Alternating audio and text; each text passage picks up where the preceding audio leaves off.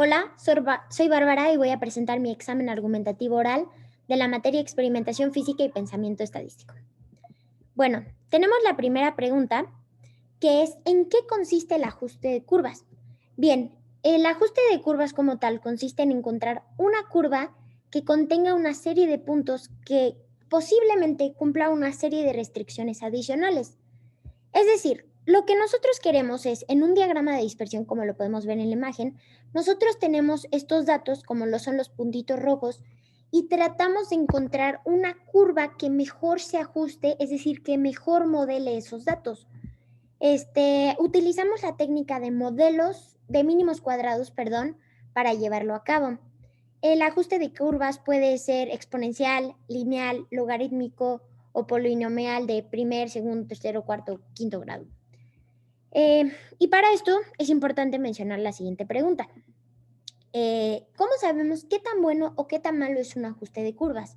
Bueno, para esto vamos a utilizar el R cuadrado o también llamado el coeficiente de determinación, que es una regresión que nos ayuda a predecir futuros datos. Y básicamente, ¿qué también se pueden predecir estos datos? El R cuadrado es como un porcentaje de variación de la variable de respuesta que explica su relación con una o más variables predictoras. Es decir, si nosotros tenemos una curva, un modelo, y nosotros queremos saber qué tan bueno o qué tan malo es, nosotros vamos a calcular el R cuadrado o el coeficiente de determinación, y si este valor está entre 0 y 1, el 1 va a ser un muy buen ajuste. Entre más pegado al 1 esté, significa que está muy bueno. Y si se pega al 0, pues significa que no está tan bueno. Mismo puede ocurrir de 0 a 100, dependiendo de si lo estamos haciendo en un programa como MATLAB o si lo estamos haciendo como en una gráfica en Excel. Es muy dependiendo del programa. Bien, la siguiente pregunta es, cuando calculamos una magnitud física a partir de otras que se miden directamente, ¿cómo estimamos la incertidumbre que se genera en el parámetro de interés? Bueno, para esto me gustaría mostrar esta siguiente ecuación, donde tenemos el cambio en V. En este caso llámese V, pero podría ser B, J, K, la variable que sea. Entonces consideramos la derivada parcial entre cada una de las variables que está llevándose a cabo dentro de esta ecuación. Entonces, simplemente hacemos la derivada parcial de cada una de estas variables para que nos arroje la incertidumbre, es decir, el margen de error que está teniendo el cambio en V. Bien, la pregunta 4 dice, ¿podemos diseñar un experimento donde fijemos una incertidumbre deseada en la medición de un parámetro? La respuesta es sí. Para esto me gustaría mostrar estas siguientes ecuaciones en donde mencionamos que la suma de dos magnitudes al cuadrado la resolvemos como un binomio, como se puede ver en esta parte. Nos dice que es mayor o igual que la suma de a al cuadrado más b al cuadrado.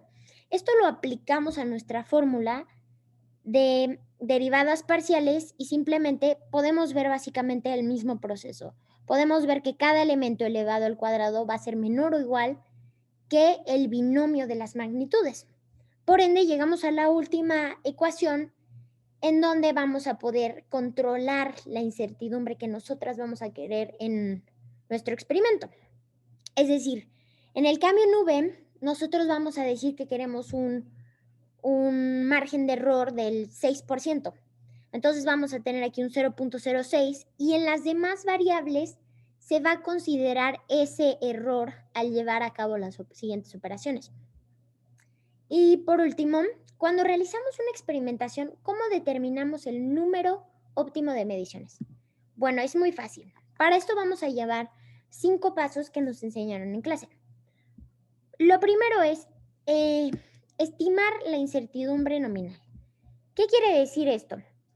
La incertidumbre como tal es el parámetro asociado con el resultado de una medición, que se caracteriza por la dispersión de los valores que podría ser razonablemente atribuidos al valor a medir. Es decir, que estamos considerando el margen de error de la herramienta de medición utilizada.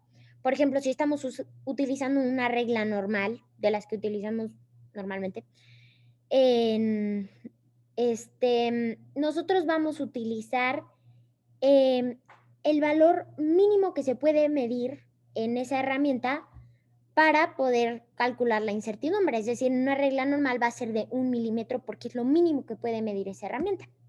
En el siguiente paso, vamos a realizar de 5 a 10 mediciones preliminares y de ahí vamos a calcular la desviación estándar. ¿Qué es la desviación estándar? Es la que nos indica qué tan dispersos están nuestros datos con respecto a la media. Mientras mayor sea la desviación, mayor será la dispersión de los datos.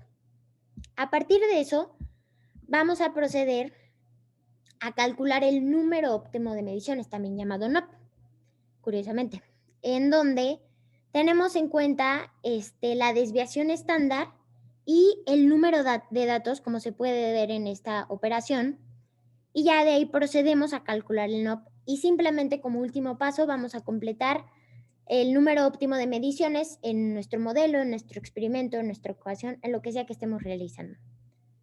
Muchas gracias.